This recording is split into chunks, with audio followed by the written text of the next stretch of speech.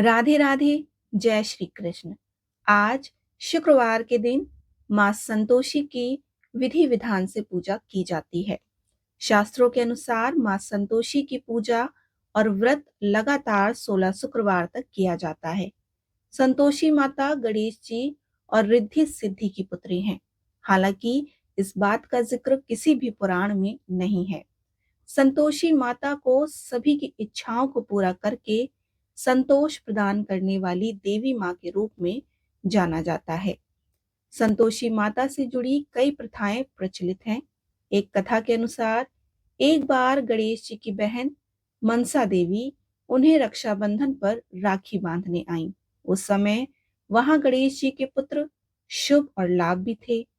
पिता के हाथों में राखी बांधते देख उन्होंने गणेश जी से एक बहन की कामना की। गणेश जी ने शुभ और लाभ की बात को मानते हुए एक देवी उत्पन्न करी, जिन्हें संतोषी मां के नाम से जाना जाता है। आइए अब हम आपको संतोषी मां की एक पौराणिक कथा सुनाते हैं। एक बुढ़िया थी, उसके 7 बेटे थे। 6 कमाने वाले थे जबकि एक निकम्मा था। बुढ़िया 6 बेटों की रसोई बनाती, भोजन कराती और उनसे जो कुछ जूठन बचती वह 7वें को दे देती। एक दिन वह पत्नी से बोला कि देखो मेरी माँ को मुझ पर कितना प्रेम है। वह बोली कि क्यों नहीं, सबका जूठा जो तुमको खिलाती है। वह बोला कि ऐसा नहीं हो सकता, मैं जब तक आंखों से ना देख लूं मान नहीं सकता। बहू हंसकर बोली कि देख लोगे तब तो मानोगे। कुछ ही दिन बाद त्योहार आया। घर में 7 प्रकार के भोजन चूरमे के लड्डू बने। वह जांचने को सिर दुखने का बहाना कर पतला वस्त्र पर ओढ़ रसोई घर में सो गया। वह कपड़े में से सब देखता रहा। 6 भाई भोजन करने आए। उसने देखा कि माँ ने उनके लिए सुंदर आसन बिछा, नाना प्रकार की रसोई परोसी और आग्रह करके उन्हें जमाया। वह देखता रहा। जब 6 भाई भोजन करके उठे तब माँ ने उनकी जूठी थालियों में से लड्डुओं के टुकड़ों उठाकर एक लड्डू बनाया। जूठन साफ कर बुढ़िया माँ ने उसे पुकारा कि बेटा, 6 भाई भोजन कर गए हैं, अब तू ही बाकी है, उठ तो कब आएगा। वह कहने लगा कि माँ मुझे भोजन नहीं करना, मैं अब परदेश जा रहा हूँ। माँ ने कहा कि कल जाता हो तो आज चला जा। वह बोला हाँ आज ही जा रहा हूँ और यह कहकर वह घर से निकल गया। चलते समय पत्नी की याद आ गई और गौशाला में कंडे थाप रही थी और वहां जाकर बोला कि हम जावे परदेस आवेंगे कुछ काल, तुम रहियो संतोष से धर्म अपनो पाल। वह बोली कि जाओ पिया आनंद से, हमारो सोच हटाए, राम भरोसे हम रहे ईश्वर तुम्हें सहाय। दो निशानी आपन देख धरूं में धीर, सुधी मति हमारी, बिसारियो रखियो मन गंभीर। वह बोला कि मेरे पास तो कुछ नहीं है, यह अंगूठी है सो ले लो, अपनी कुछ निशानी मुझे दे दो। वह बोली कि मेरे पास क्या है, यह गोबर भरा हाथ। यह कहकर उसकी पीठ पर गोबर के हाथ की थाप मार दी और वह चल दिया। चलते चलते वह दूर देश पहुंचा। वहां एक साहूकार की दुकान थी। वहां जाकर कहने लगा कि भाई मुझे नौकरी पर रख लो। साहूकार को जरूरत थी तो बोला कि रह जा। लड़के ने पूछा कि तनख्वाह क्या दोगे, तो साहूकार ने कहा कि काम देखकर दाम मिलेगा। साहूकार की नौकरी मिली और वह सुबह 7 बजे से 10 बजे तक नौकरी करता। कुछ दिनों में दुकान का सारा लेन देन, हिसाब किताब, ग्राहकों को माल बेचना, सारा काम करने लगा। साहूकार के 7-8 नौकर थे, वे सब चक्कर खाने लगे कि ये तो बहुत होशियार बन गया है। सेठ ने भी काम को देखा और 3 महीने में ही उसे आधे मुनाफे का हिस्सेदार बना लिया। वह कुछ वर्ष में ही नामी सेठ बन गया और मालिक सारा कारोबार उस पर छोड़कर चला गया। इधर उसकी पत्नी को सास ससुर दुख देने लगे। सारी गृहस्थी का काम करा के उसे लकड़ी लेने जंगल भी भेजते। इस बीच घर के आटे से भूसी निकालती उसकी रोटी बनाकर रख दी जाती। और फूटे नारियल की नारियली में पानी। एक दिन वह लकड़ी लेने जा रही थी। रास्ते में बहुत सी स्त्रियां संतोषी माता का व्रत करती दिखाई दी।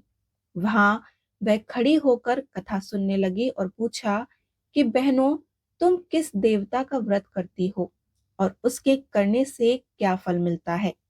यदि तुम इस व्रत का विधान मुझे समझा दोगी तो मैं तुम्हारा बड़ा एहसान मानूंगी। तब उनमें से एक स्त्री बोली कि सुनो, यह संतोषी माता का व्रत है। इसको करने से निर्धनता, दरिद्रता का नाश होता है और जो कुछ मन में कामना हो सब संतोषी माता की कृपा से पूरी हो जाती है। तब उसने उससे व्रत की विधि पूछी।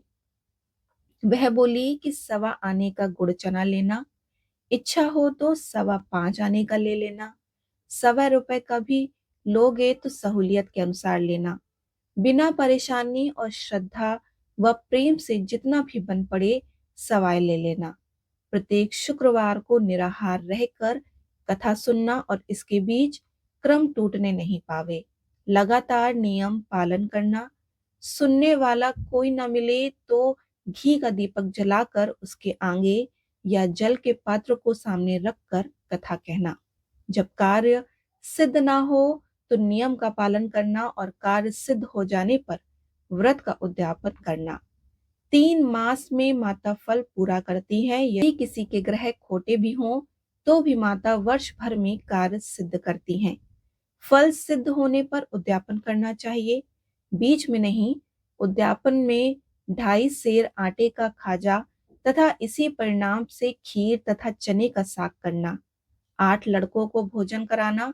जहां तक मिले देवर जेठ भाई बहन के हों, ना मिले तो रिश्तेदारों के और पास पड़ोसियों के बुला लेना। उन्हें भोजन करा यथाशक्ति दक्षिणा दे देना और माता का नियम पूर्वक पूजा करना। उस दिन घर में खटाई न खाना। और यह सुनकर बुढ़िया के लड़के की बहू चल दी। रास्ते में उसने लकड़ी के बोझ को बेच दिया और उन पैसों से गुड़ चना ले माता के व्रत की तैयारी करने लगी और सामने मंदिर देखकर पूछने लगी कि यह मंदिर किसका है। सब कहने लगे कि संतोषी माता का मंदिर है। यह सुनकर माता के मंदिर में जाकर चरणों में लौटने लगी। दीन हो विनती करने लगी कि माँ, मैं निपट अज्ञानी हूँ, व्रत के कुछ भी नियम नहीं जानती, मैं दुखी हूँ। हे माता जगत जननी, मेरा दुख दूर कर, मैं तेरी शरण में आई हूँ। माता को दया आई और एक शुक्रवार बीता कि दूसरे को उसके पति का पत्र आया और तीसरे शुक्रवार को उसका भेजा हुआ पैसा आ पहुंचा। यह देख जेठ जेठानी मुंह सिकोड़ने लगे। लड़के ताने देने लगे कि काकी के पास पत्र आने लगे हैं, रुपया आने लगा है, अब तो काकी की खातिर बढ़ेगी। बेचारी सरलता से कहती कि भैया, कागज आवे रुपया आवे, हम सब के लिए अच्छा है।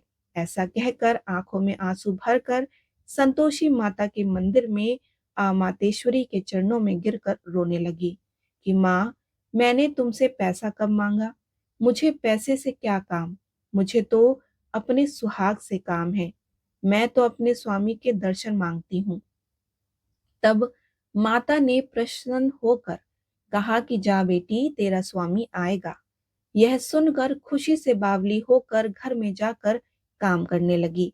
अब संतोषी माँ विचार करने लगी कि इस भोली पुत्री को मैंने कह तो दिया कि तेरा पति आएगा, लेकिन कैसे? वह तो इसे स्वप्न में भी याद नहीं करता। उसे याद दिलाने को मुझे ही जाना पड़ेगा।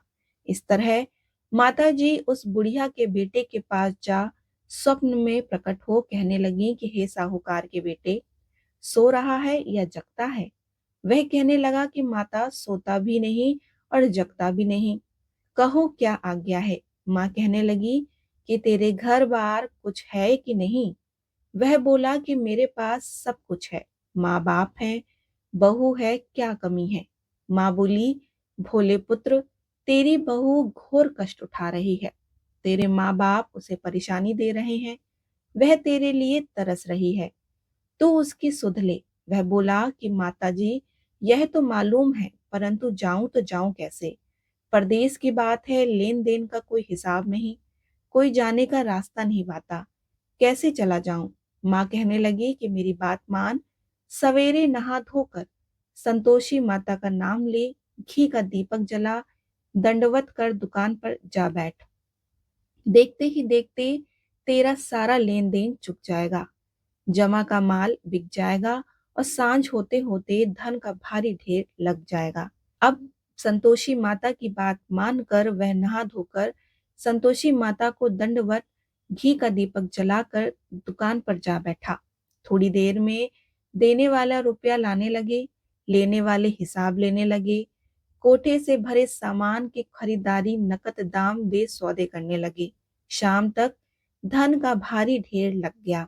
मन में माता का नाम लेकर चमत्कार देख प्रसन्न हो घर ले जाने के वास्ते गहना कपड़ा सामान खरीदने लगा। यहाँ काम से निपट तुरंत घर को रवाना हुआ। उधर उसकी पत्नी जंगल में लकड़ी लेने जाती है। लौटते वक्त माता जी के मंदिर में विश्राम करती है। वह तो उसके प्रतिदिन रुकने का जो स्थान ठहरा। धूल उड़ती देखकर वह माता से पूछती है कि हे माता, यह धूल कैसे उड़ रही है? माता कहती हैं कि हे पुत्री, तेरा पति आ रहा है, अब तू ऐसा कर, लकड़ियों के 3 बोझ बना ले, एक नदी किनारे रख दे, दूसरा मेरे मंदिर पर और तीसरा अपने सिर पर। तेरे पति को लकड़ियों का गट्ठर देख मोह पैदा होगा और वो यहाँ रुकेगा, नाश्ता पानी खाकर माँ से मिलने जाएगा। अब तू लकड़ियों का बोझ उठाकर जाना और चौक में गट्ठर डालकर जोर से आवाज लगाना कि लो सासू जी, लकड़ियों का गट्ठर लो, भूसी की रोटी दो, नारियल के खेपड़े में पानी दो। आज मेहमान कौन आया है? माता जी से बहुत अच्छा कहकर वह प्रसन्न मन से लकड़ियों के 3 गट्ठर बनाए और एक के नदी किनारे पर और एक माता जी के मंदिर में रख दिया। इतने में मुसाफिर आ पहुंचा। सूखी लकड़ी देखकर उसकी इच्छा उत्पन्न हुई कि हम यहीं पर विश्राम करें और भोजन बनाकर खा पीकर गांव जाएं। इसी तरह रुककर भोजन बना विश्राम करके गांव को गया। सबसे प्रेम से मिला। उसी समय सिर पर लकड़ी का गट्ठर लिए वह उतावली सी आ जाती है और लकड़ियों का भारी बोझ आंगन में डालकर जोर से 3 आवाज देती है कि लो सासू जी, लकड़ियों का गट्ठर लो, भूसे की रोटी दो, आज मेहमान कौन आया है? यह सुनकर उसकी सास बाहर आकर अपने दिए हुए कष्टों को भुलाने हेतु कहती है कि बहू, ऐसा क्यों कहती हो? तेरा मालिक ही तो आया है। आ बैठ, मीठा भात खा, भोजन कर, कपड़े गहने पहन। उसकी आवाज सुनकर उसका पति बाहर आता है। अंगूठी देख व्याकुल हो जाता है। माँ से पूछता है कि माँ, यह कौन है? माँ बोली कि बेटा, यह तेरी ही बहू है। सबसे तो गया है, तब से सारे गांव में भटकती फिरती है। का काम काज कुछ करती नहीं, 4 पहर आकर खा जाती है। वह बोला कि ठीक है माँ, मैंने इसे भी देखा और तुम्हें भी। अब दूसरे घर की ताले की चाबी दो, उसमें रहूंगा। माँ बोली कि ठीक है, जैसी तेरी मर्जी। तब वह दूसरे मकान की तीसरी मंजिल का कमरा खोल सारा सामान जमाया। एक दिन राजा के महल जैसा ठाट बाट बन गया। अब क्या था, वह सुख भोगने लगी और इतने में शुक्रवार आया। उसने पति से कहा कि मुझे संतोषी माता के व्रत का उद्यापन करना है। पति बोला कि खुशी से कर लो। वह उद्यापन की तैयारी करने लगी। जिठानी के लड़कों को भोजन के लिए कहने लगी। उन्होंने मंजूर किया, परंतु पीछे से जिठानी ने अपने बच्चों को सिखाया कि देखो, भोजन के समय खटाई मांगना। लड़के जब आए तो उन्होंने खीर पेट भर के खाई, परंतु बाद में खाते ही कहने लगे कि हमें खटाई दो, खीर खाना हमको नहीं भाता, देखकर आरुचि होती है। वे कहने लगे कि भाई, खटाई किसी को नहीं दी जाएगी, यह तो संतोषी माता का प्रसाद है। लड़के उठ खड़े हुए और बोले कि पैसा लाओ। भोली बहू कुछ नहीं जानती थी, उन्हें पैसे दे दिए और लड़के उसी समय हट करके इमली खटाई ले खाने लगे। यह देखकर बहू पर माताजी ने कोप कर दिया। राजा के दूत उसके पति को पकड़ ले गए और जेठ जेठानी मन माने वचन कहने लगे। लूट लूट कर धन इकट्ठा कर लिया है, अब सब मालूम पड़ेगा जब जेल में मार खाएगा। बहू को यह सब सहन नहीं हुआ। रोती हुई माता जी के मंदिर गई और कहने लगी कि हे माता, तुमने क्या किया? हंसाकर अब भक्तों को रुलाने लगी। माता बोली कि बेटी, तूने उद्यापन करके मेरा व्रत भंग किया है। वह कहने लगी कि माता, मैंने कुछ अपराध किया है, मैंने तो भूल से लड़कों को पैसे दे दिए थे, मुझे क्षमा करो, मैं फिर तुम्हारा उद्यापन करूंगी। माँ बोली, अब भूल मत करना, और वह कहती है कि अब भूल नहीं होगी। अब बतलाओ कि वे कैसे आवेंगे। माँ बोली कि जा पुत्री, तेरा पति तुझे रास्ते में आता मिलेगा। और वह निकली, राह में पति आता मिला। वह पूछी कि कहाँ गए थे, तो कहने लगा कि इतना धन जो जमाया है उसका टैक्स राजा ने मांगा था, वह भरने गया था।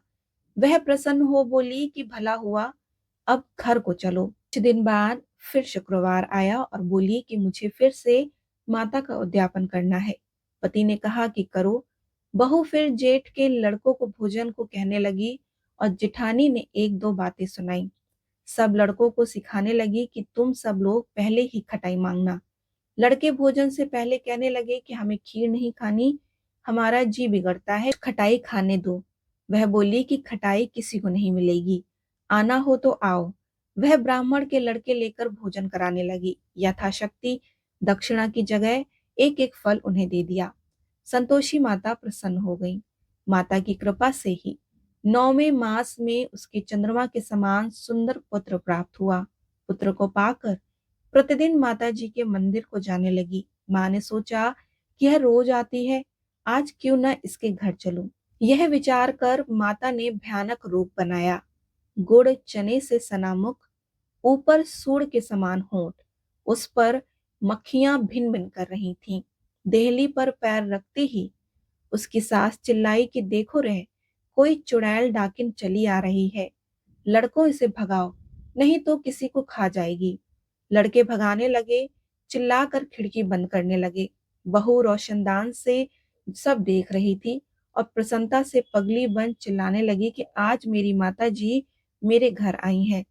वह बच्चे को दूध पीने से हटाती है और इतने में सास का क्रोध फट जाता है। वह बोली कि क्या उतावली हुई है, बच्चे को पटक दिया। इतने में माँ के प्रताप से लड़के ही लड़के नजर आने लगे। वह बोली कि माँ, जिसका व्रत करती हूँ यह संतोषी माता है। सबने माता जी के चरण पकड़ लिए और विनती कर कहने लगी कि हे माता, हम मूर्ख हैं, अज्ञानी हैं, तुम्हारा व्रत की विधि हम नहीं जानते, व्रत भंग कर हमने बड़ा अपराध किया है। जग माता, आप हमारा अपराध क्षमा करो। और इस प्रकार माता प्रसन्न हुई। बहू को प्रसन्न हो, जैसा फल दिया वैसा माता सबको देना। जो इस कथा को पढ़े और सुने उसका मनोरथ जरूर पूर्ण करना। बोलिए संतोषी माता की जय।